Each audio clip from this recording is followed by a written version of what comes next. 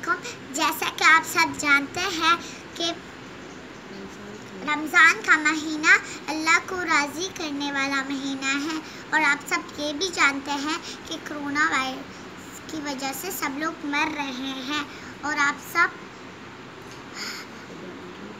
हाथों को धोएंगे तो जरासीम ख़त्म हो जाएंगे।